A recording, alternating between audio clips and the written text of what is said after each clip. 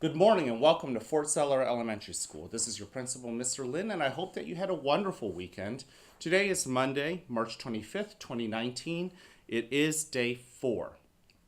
Now, before we kick off this wonderful day, please consider the word honesty. That's the character trait we are highlighting all this month of March. Think about what it looks like, what it means to you.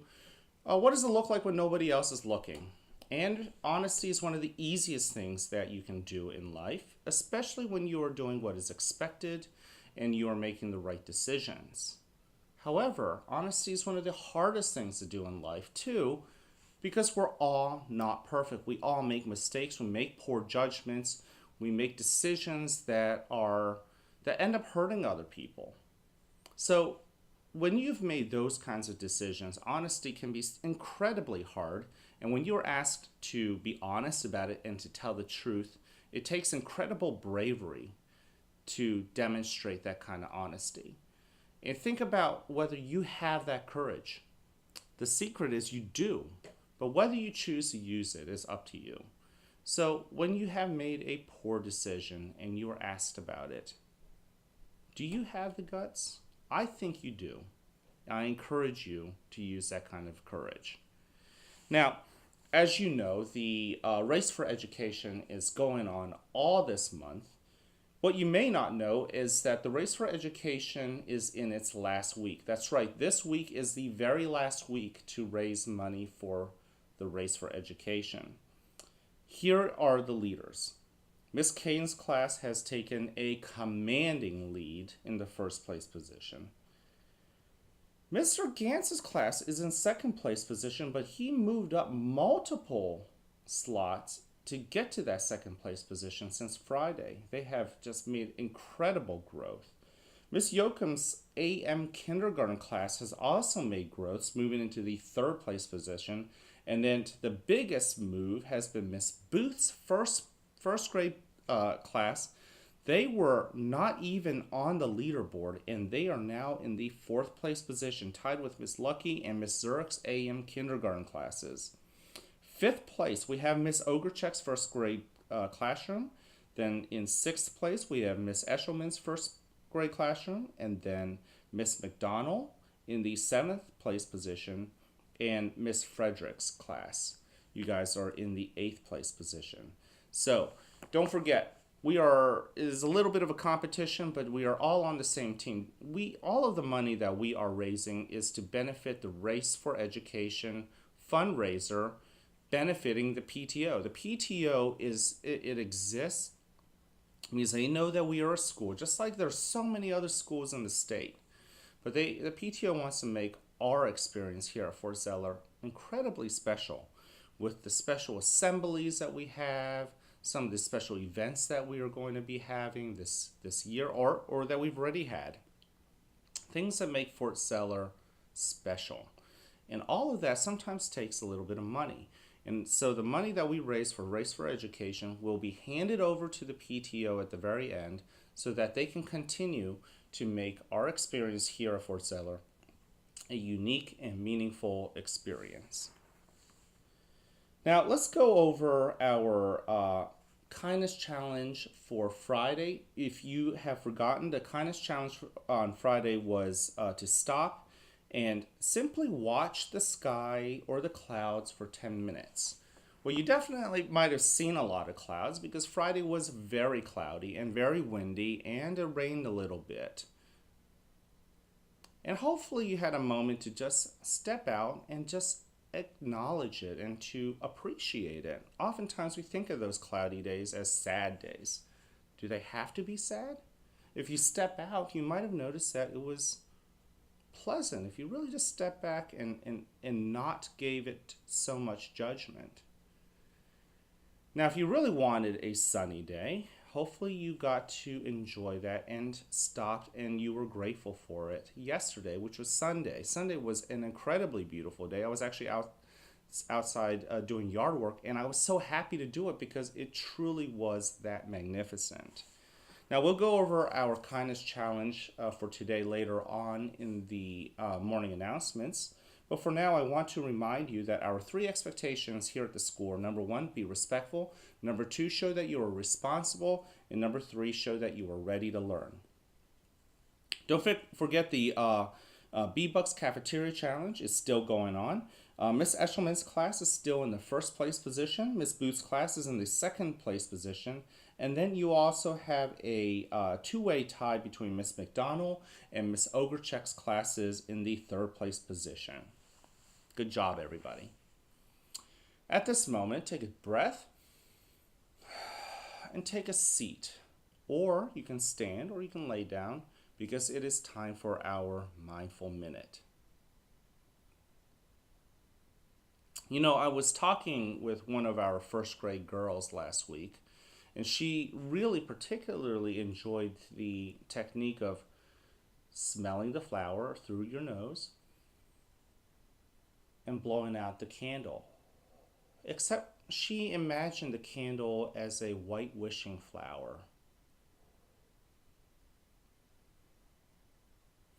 You know, there are so many ways you can imagine and develop your own techniques. I loved that this first grade girl here at Fort Zeller decided to make a technique that we all use and make it her own. I thought that was fantastic. If it helps you bring your attention back to the breathing and the sensations of breathing, then you're doing it right. There are so many techniques, and some of you guys are already beginning to share with me some of the techniques you use for the Mindful Minute. I encourage you to keep sharing them with me, but sometimes you can just take things that we are already doing and repackaging them so they work for you. Now today, for our Mindful Minute, I want you to use whatever technique that you use to anchor your breath. And then after that, we're going to start paying attention to the sensations within our body. Let's begin by taking a breath in through your nose and out through your mouth. If it feels right, you may close your eyes. If not, you would rather leave them open, that is okay. You can simply soften your gaze and focus on a point that you're comfortable with in the classroom. Go ahead and breathe in. And breathe out. Notice the quality of that breath and decide to be more intentional and more purposeful in your next breath. In and out.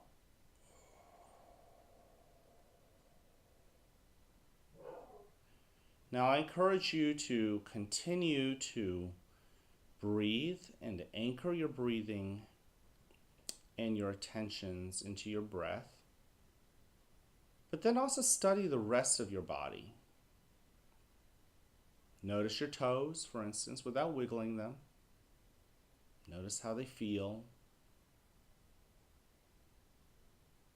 Notice all 10 of your toes. Simply notice them, how they feel right now at this place and time. Then notice your ankles, perhaps. Notice the sensations. Do they feel hot? Do they feel cold? Do they feel normal? What does normal mean? Notice your calves, the lower part of your legs, your knees. Those parts of the body, for me, I'm going to be honest, they ache.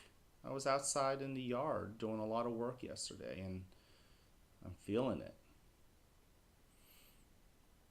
But I'm not going to act as if those achiness are a bad thing. Whatever sensations you feel, don't judge it for it being bad or good. Just let it be and sit with it and study the feeling and allow it to tell you what it wants to tell you. Maybe for me, as I pay attention to it, I notice that it's trying to say, Be kind to that part of the body. Be kind to the knees today.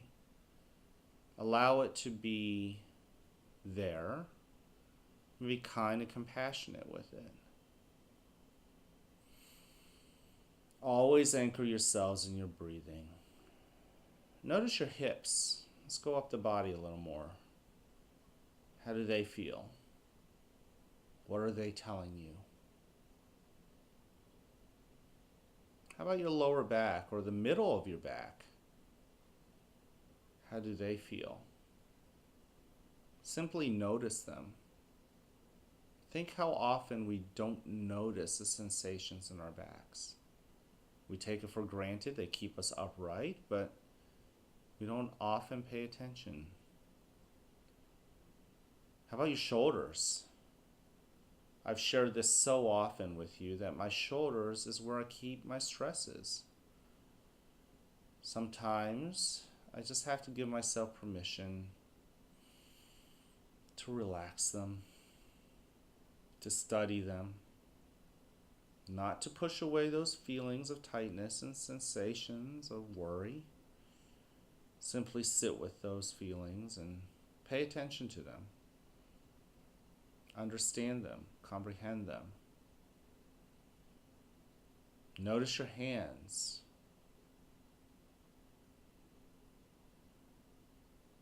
Notice the various parts of your hands without wiggling them. How about your arms, your neck?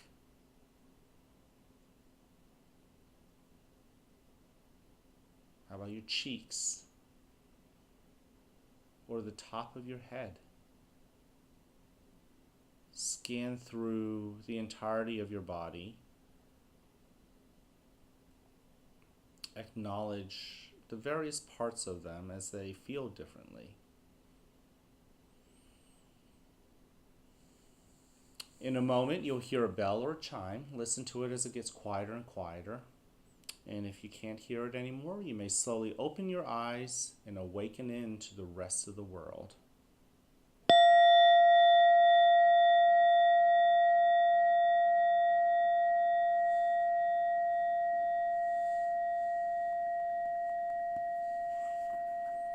Welcome to a new day right here at the fort, where you are loved, where you are cared for, and where we want you to succeed. Whether you have a great day or not is ultimately your choice, so choose wisely, work at it, and enjoy the rewards. At this moment, please stand and face the flag for the Pledge of Allegiance.